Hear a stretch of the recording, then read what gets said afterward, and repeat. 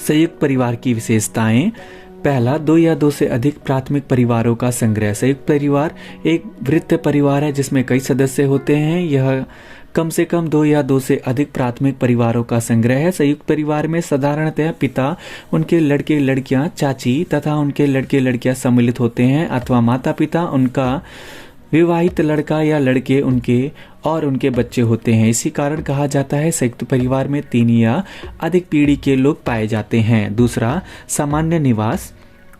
संयुक्त परिवार के सदस्यों का एक सामान्य निवास होता है। संयुक्त परिवार के सदस्य सामान्य तौर पर एक ही छत के नीचे रहते हैं। सदस्यों की संख्या अधिक होने पर पैतृक निवास के पास ही अलग निवास लिया जाता है। तीसरा, संयुक्त संपत्ति। संयुक्त परिवार की संपत्ति संयुक्त होती है। वह बहुत कुछ समाजवादी आदर्श को स्थापित करता है। सब सदस्य मिलजुल कर रहते हैं, मिलजुल कर कमाते हैं और परिवार की संपत्ति में वृद्धि करते हैं। चौथा, संयुक्त भोजन। संयुक्त परिवार के सभी सदस्यों का भोजन साधारणतः एक ही चूल्हे पर बनता है। किन्हीं विशेष परिस्थितियों को छोड़कर सबको उनकी कमाई का ध्यान दिए बिना एक सा भोजन प्राप्त होता है। पांचवा, धार्मिक व अन्य सांस्कृतिक सामाजिक कार्यों का संयुक्त संपादन। संयुक्त परिवार में धार्मिक एवं व अन्य सांस्कृतिक एवं सामाजिक कार्य संयुक्त आधार पर संपादित किए जाते हैं। सभी सदस्य मिलजुल कर अपने साधन के अनुरूप योजना बनाते हैं और संयुक्त प्रयत्नों के आधार पर योजना को क्रियान्वित करते हैं। इन सभी कार्यों में परिवार के मुखिया का निर्देश व सुझाव महत्वपूर्ण होता है। छठा, मुखिया का नियंत्रण।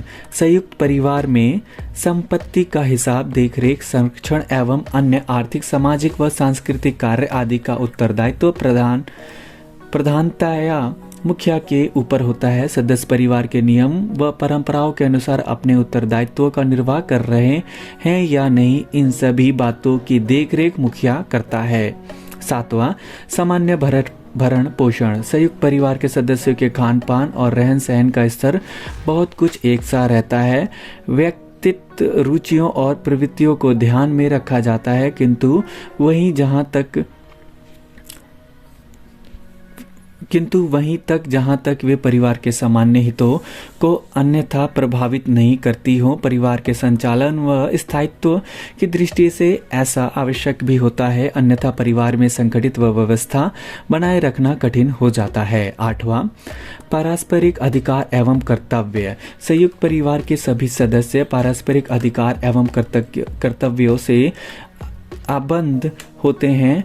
बीमारी, वृद्धावस्था, दुर्घटना आदि के समय सदस्यों की सेवा की जाती है तथा शिक्षा, जन्म, विवाह, मृत्यु आदि के अवसरों पर आर्थिक सहायता की जाती है। नौवां, सहयोगी व्यवस्था। संयुक्त परिवार पारस्परिक सहयोग की व्यवस्था पर टिका है। यह एक सबके लिए और सब एक के लिए सिद्धांत पर कार्य करता है। 10वां, बीमा इकाई।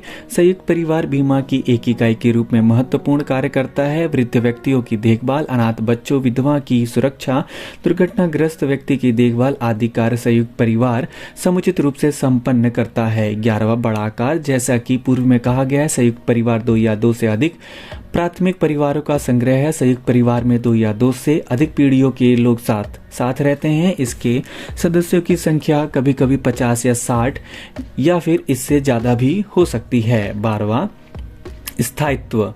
अन्य परिवारों की तुलना में संयुक्त परिवार अधिक स्थायी होते हैं। किन्हीं सदस्यों के परिवार से अलग होने या किसी की मृत्यु होने पर भी परिवार बना रहता है, क्योंकि इसमें सदस्य की संख्या अत्यधिक होती है। धन्यवाद।